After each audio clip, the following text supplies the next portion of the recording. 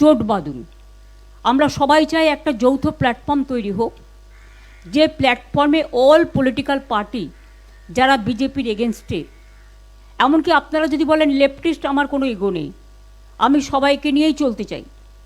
এবং আজকে যা অবস্থা, বিজেপিকে যদি রুখতে হয়, লেফটিস্ট সবাইকে, আল্ট্রা লেফট সবাইকে, আমাদের তৃণমূল কংগ্রেস আমরা কথা দিচ্ছি, ন্যাশনাল পার্টি সবাইকে, যার যতটুকু শক্তি আছে, দিল্লিতেও যেমন আমরা লড়াই করব, তেমনি বাংলাতেও আসুন আমরা জোট বাঁধি।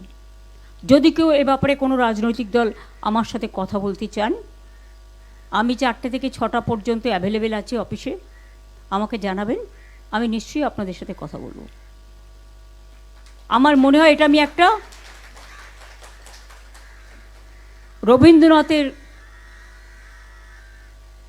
সামনে দাঁড়িয়ে এই আবেদনটা সবার কাছে রাখলাম। এখন কিন্তু এটা ভাবার সময় নয় আমি কে ওকে, এনিমিজ মাই ফ্রেন্ড, এটা ভাবার সময় নয়।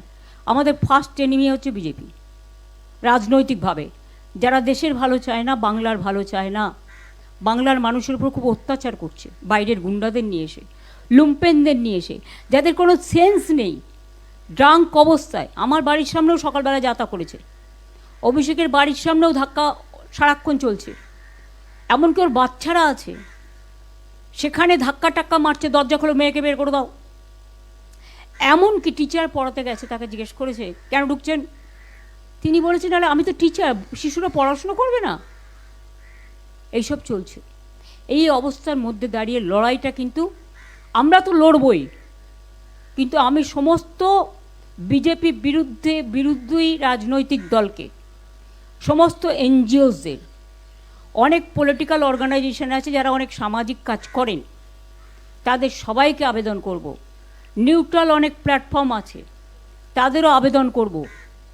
যার কোনো ব্যবসায়িক ইন্টারেস্ট নেই তারা কিন্তু এই আবেদনে দয়া করে সাড়া দেবেন, কারণ ব্যবসায়িক ইন্টারেস্ট যাদের আছে তারা একটু একটু করে সরে যাবে, কারণ তারা তাদের নিজেদের স্বার্থ দেখবে। তাদের নিয়মিতই সরকারে যে থাকে তার স্বার্থে জড়িয়ে পড়ে, আর যখন নিজের স্বার্থে বদনাম করে চলে যায়, আর খেসারতটা দিতে হয় রাজনৈতিক দলকে। আমাদের ওদের প্রয়োজন নেই, যারা যেতে চায় তাদের যাওয়ার জন্য আমি অনুমতি দিচ্ছি। নমস্কার, আমি আশিস সেনগুপ্ত, রাজনৈতিক বিশ্লেষক।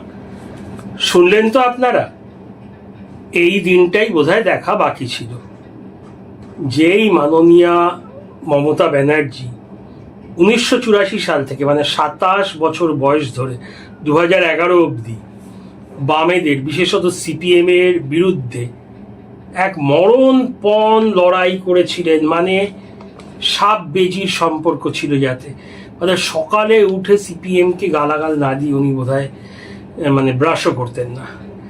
তা আজকে সেই বামেদের মানে ক্ষমতা হারাবার পরে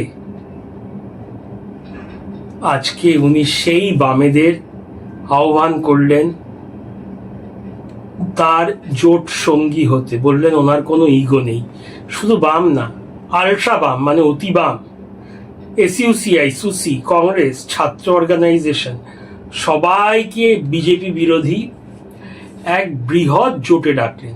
আর সবচেয়ে মজার ব্যাপার হলো, যেই মঞ্চ থেকে মঞ্চ না, ওনার বাড়িতেই একটা ছোট স্টেজ টাইপের করে সবাই কথা বলছিলেন, কবিতা বলছিলেন, বক্তৃতা দিচ্ছিলেন। তো উনি ওখান থেকেই আজকে রবীন্দ্র জয়ন্তীতে এরকম একটা ভয়ঙ্কর পলিটিক্যাল জোটের কথা ঘোষণা করলেন, এবং এও বলে দিলেন উনি সন্ধে 6টা অবধি থাকবেন, 4টে থেকে 6টা, যাদের ইচ্ছা আছে কন্ট্যাক্ট করতে পারেন। উনি বললেন কাউকে জোর করছে না, ইচ্ছা হলে আসবে, না হলে আসবেন না, কিন্তু বলতে তো ক্ষতি নেই। আমি শুধু ভাবছি ওনার ক্ষমতার প্রতি মোহ, ক্ষমতার প্রতি আকর্ষণ কতটা, যে সিপিআইএম মানে বাম মানেই তো সিপিআইএম, তখন আরো কয়েকটা পার্টি ছিল, এখন ফরওয়ার্ড ব্লক, আরএসপি টিম করে চলছে, সিপিআই বোধহয় আর নেই। তো যেই সিপিএম ভয়ঙ্কর শত্রু, রোজ বলতেন ওরা ওকে খুন করার চেষ্টা করছে, মেরে ফেলার চেষ্টা করছে, বিভিন্ন কথা বলতেন, জ্যোতি বসুকে কত কিছু বলেছিলেন, তারপরে বুদ্ধদেব ভট্টাচার্যকে, এবং ইদানিংকালে বলে আগেকার সিপিএম ভালো, প্রথমে উনি জ্যোতিবাবুকে গালাগাল দিতেন, তারপরে বুদ্ধবাবুর আমলে বললেন জ্যোতিবাবু ভালো, বুদ্ধবাবুর যুগ শেষ হওয়ার পর, ওনার যুগ শুরু হওয়ার পর বললেন বুদ্ধবাবু ভালো ছিল। এখনকার সিপিএম খারাপ, সেই খারাপ সিপিএমকেই, লেফটকেই ডাকছেন। আর আয়রানিক্যাল কি জানেন, এই সিপিএম এর সাথে লড়তে কাকে জোটসঙ্গী বানিয়েছিলেন? বিজেপিকে। তখন বিজেপি ছিল বন্ধু, পরম বন্ধু। ওনার কথাবার্তা আমি যদি বুঝি না, পুরনো আরএসএস ভালো, এখনকার আরএসএস খারাপ, আমার মাথায় ঢোকে না। যাই হোক, যেই বিজেপিকে নিয়ে লড়েছিলেন সিপিআইএম এর বিরুদ্ধে, তখন ওনার চিরশত্রু, সাপে নেউলে সম্পর্ক। কেউ ভাবতে পেরেছে সিপিআইএম কে জোটসঙ্গী হতে আহ্বান করবে মমতা ব্যানার্জি? এই যে ওনার বিখ্যাত শহীদ দিবস, যেটাকে উনি কংগ্রেসের থেকে হাইজ্যাক করেছেন, 21শে জুলাই 1993 13 জন যুব কংগ্রেসের কর্মী মারা গেছিলেন। রাইটার্স অভিযান ছিল তখনকার যুবনেত্রী মমতা ব্যানার্জির নেতৃত্বে, পুলিশের গুলিতে মারা গেছিল। তখন কিন্তু তৃণমূল কংগ্রেস ছিল না, তাই শহীদ দিবসটা হওয়া উচিত কংগ্রেসের, কিন্তু হাইজ্যাক করে তৃণমূল কংগ্রেস করে। তো সেই বামেদের ডাকছেন। যদি বামেরা জোট বানান, তাহলে শহীদ দিবসেও কি বামেরা আসবে? আমার তো মনে হয় না বামেরা সাড়া দেবেন সিপিআইএম, কারণ ভোটের পর সিপিআইএম এর বহু নেতা নেত্রী, যেমন শতরূপ, তারপরে সৃজন, অনেকেই যেরকম ভাবে বলছেন, বা বাম মনস্ক ইউটিউবাররা যে যা অত্যাচার হয়েছে, এখন ওনারা খুব খুশিতে আছে যে ওদের অফিস ভেঙে দিয়েছে, এই করে দিয়েছে, ওই করে দিয়েছে, হুমকি চমকি। আর সেই বাম আসবে মনে হয় ওনার। আর উনি কিন্তু এমনি কথার কথা বলেনি, খুব সিরিয়াসলি বলেছেন।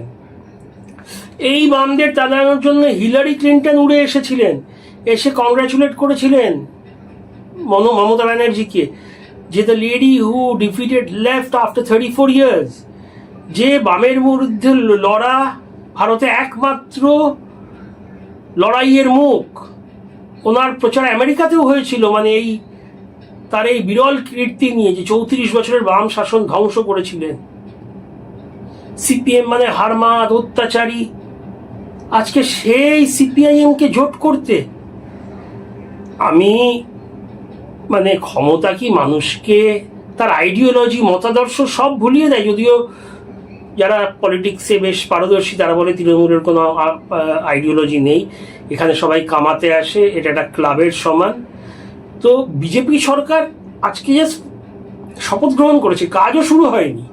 একটা টেম্পোরারি অফিস হয়েছে বিধানসভায়, রাইটার্স তৈরি হচ্ছে, নবান্নে বসবেন না।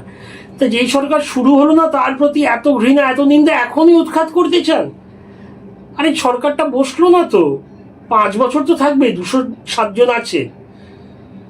আমি জানি বামেরা আসবেন না, তবে আমার বেশ মজা লাগছে, ওনাদের একটা অফিসিয়াল বক্তব্য আসবে, কি বলেন ওটা শোনার অপেক্ষায় রইলাম। যাই হোক, আপনাদের মতামত জানাবেন। অনেক অনেক ধন্যবাদ দেখার জন্যে। জয় হিন্দ।